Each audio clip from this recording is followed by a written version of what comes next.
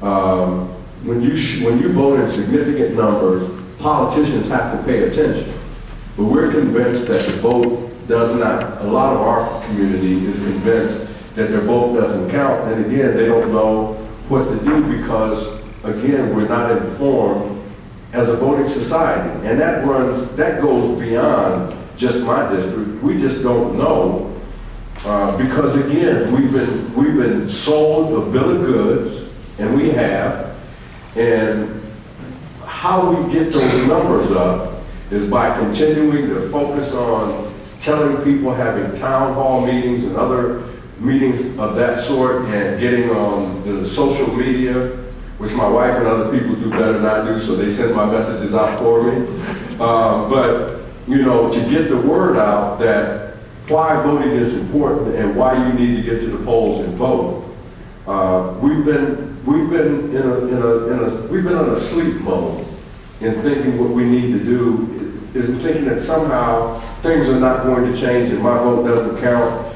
We've got to create that hope, first of all, that awareness, secondly, and that understanding of how politics works, third. And that's going to be a big task, but we got to take it on, because that's the answer.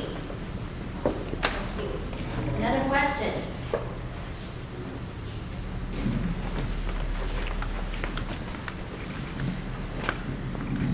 This might be more of a comment, but I just can't agree with you more. And I work with the Renaissance Clinic at the Salvation Army, and this week has been Christmas sign up where you can sign up for assistance for food for Christmas and toys for kids and things like that. And every day the line is just around the building. And when I was leaving to go vote the other day, I just thought, if I could just take this line and go take people to vote, the world would change. And it's that exact thing, is they look at the demographics of who's voted, and they want to make those people happy. And so I've been trying to explain this to my patients, and it's the hopelessness. They just really feel like no one's listening. And so I really urge you that to empower people in my sphere, that I'm going to get my patients voting next time. It could really change things. So I really appreciate what you say about community engagement. It's huge. If I may just add a little something around that, because, you know, we're just wrapping up an election season here, getting ready for another one. 2016 is around the corner.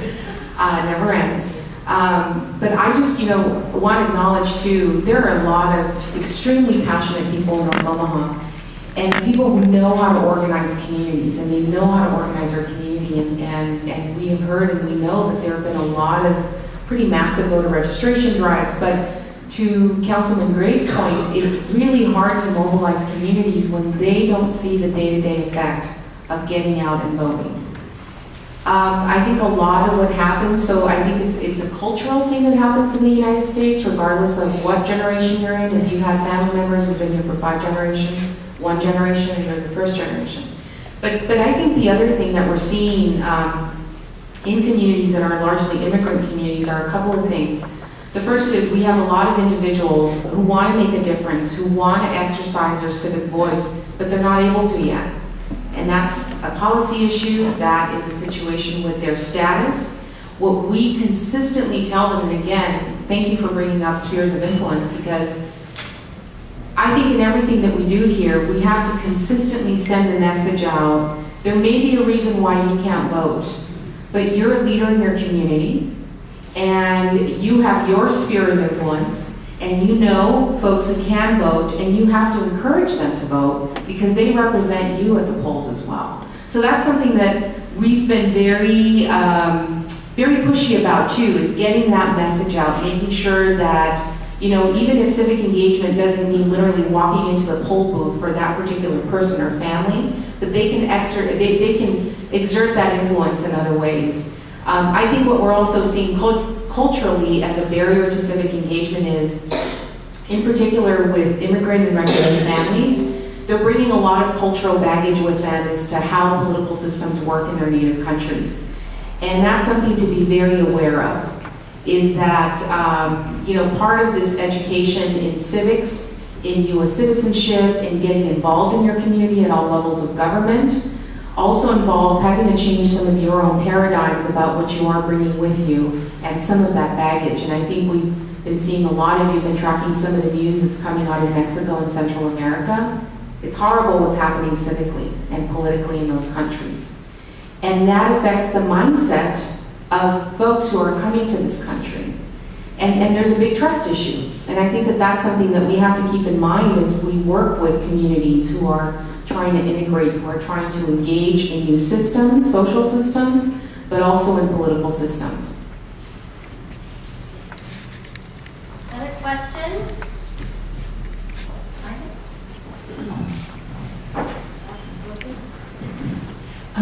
I have a question for Aubrey. I'm especially interested in the family bottom line. I would appreciate getting more statistics on that, and I'm assuming that those are available on your website and through your kids count. But it seems to me that that would be one of the most important things that I could do in my parish, is help people understand that even though people are above the federal poverty line, this is what it really takes. And I would love to have some resources and some fact sheets and that kind of thing to begin to educate people in my parish about the family bottom line. Yeah, and if you go to, I think it's familybottomline, either .com or .org. It's connected to our website at voicesforchildren.com, but you can actually enter in individual information and get output. .org. I think .com, but if you go to voicesforchildren.com, you can find it from there. That's probably easier.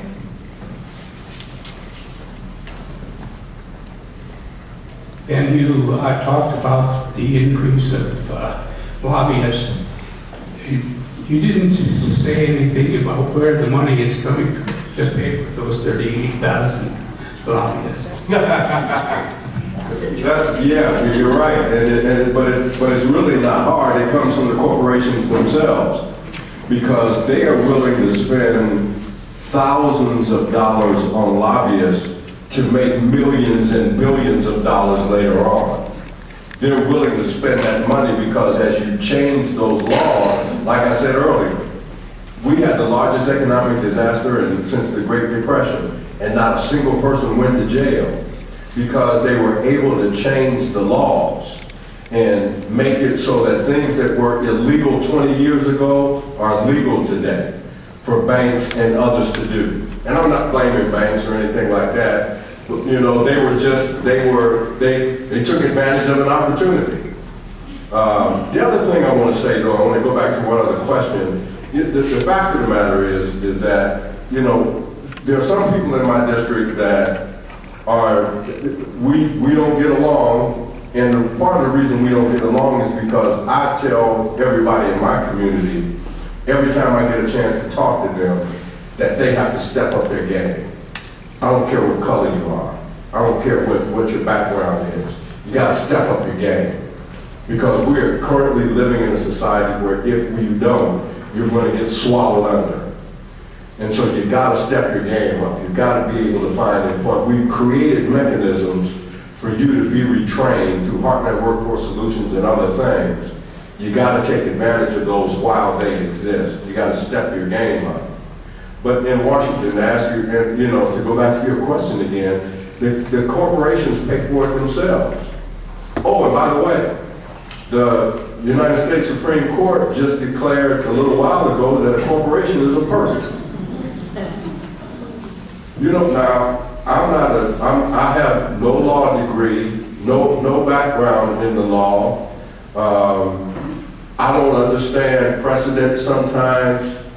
But I do find it extremely difficult to determine how a corporation can be a person. And then that person can spend thousands of dollars at the end of the day to create millions and billions of dollars for their company later on. That's who spends the money.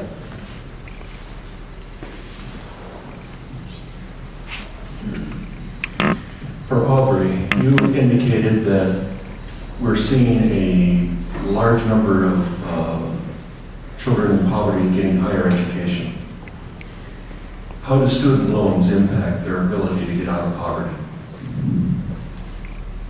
Yeah, I think when I was talking about that last slide on higher education, and I talked about it sort of quickly, but I think when we look at things like student loans or even scholarships, the intervention for the goal you're trying to meet is coming way too late. So, and I think the whole student loan issue is a whole other thing. I think, not just lower income kids, but sort of middle income kids who are taking on huge loans and then graduating and aren't being able to afford homes or delaying marriage, and those things all have consequences too. But I think one of the things we need to do is really look at what's happening to those kids as young kids, and how do we really impact their aspirations for college at a younger age, rather than just looking at those interventions that make it affordable at that moment when they're at the right age to go to college. I don't know if that really answered your question, but yeah, I think the student loan question is a whole other complicated system that's creating its own challenges. We got time for one more question. Hi, I am a teacher in complex. I live here in Omaha, and I have a lot of kids that come in from Carter Lake. I teach at TJ. And so I'm familiar with the impact of poverty and the education and truancy and kids having jobs and then failing classes because they have to go to work to support their family. And it just seems like this huge, overwhelming, what can I do to help them besides be there for them emotionally and engage in things politically? But do you have any suggestions for even just one-on-one, what I could do with my kids or what I can do to help more? I'd like to take the first stab at that. And it sounds like in many ways you're doing the right thing, given what you can do. I know that instruction and support in the classroom and within the school building and the school system can go only so far. Once kids leave that building, they're faced with day-to-day reality, and so are their parents. But, one of the things we find in the work that we do, that it's really important not to look at the child as a standalone unit per se, or target. It's really looking at the child or the youth within the context of the family. Whether they're living with parents or they're living with other relatives or in other situations. And we really try to keep that in mind as we engage the youth. In the programming that we do, we find that kids may not say this, but they really do care about what's happening with mom and dad. And that's oftentimes what's pushing them out the door to get a job. So we really try to find ways to find that individual space to engage with parents as well as parents, and parents as individuals. And we're finding that one of the biggest opportunities with the families that we convene is to strike some kind of partnership with teachers, because teachers are very well respected in our community, and I'll just speak, from the perspective of the community we serve. And if there's a stronger way to forge a real relationship there, for example, if they can trust you, if you're someone who is resourceful with, kind of providing some additional information that parents may need, that also goes a long way in impacting, I think, that perspective of that young person with how school really does care about who they are and what they're doing. So from that vantage point of how, that relationship could also be forged with parents, and providing those resources that they may often not say that they need, but they really do. Let me give a 30-second answer, because I know it's about. In Omaha, Miller Park Elementary School was a failing school before a white teacher, Lisa Rottenbach, took over that school. What she began to do, and what she had her teachers begin to do, was every time you get a new class, you get those names, you get the address, you get the names and addresses, phone numbers of the families, and you call them. And you call them about something, and you call them and say, I'm Mrs. So-and-so, and I'm your child's teacher, and I'd like to make sure that we work in partnership so that when far too often when people come to the classroom, they're already ticked off at something that went down, and then it starts to deteriorate because they're already angry. If you call early and start saying to them, I'd like to work together, I'd like to call periodically, I'd like to, if you have an email address, I'd like to email you sometimes about how your kid is progressing. You don't need to wait for a report card and those sorts of things. Get to know your community. That's how you get that done. That's your community just like it is those people who live there. When you go to school there, when you work in that school, that surrounding community is your community. I promise my answer is really quick, but consider being an advocate for your kids with policymakers. Say, these are the things I see my kids experiencing, and we need to do more for them. So you can be that political voice for them as well. Thank you. Let's give these three communities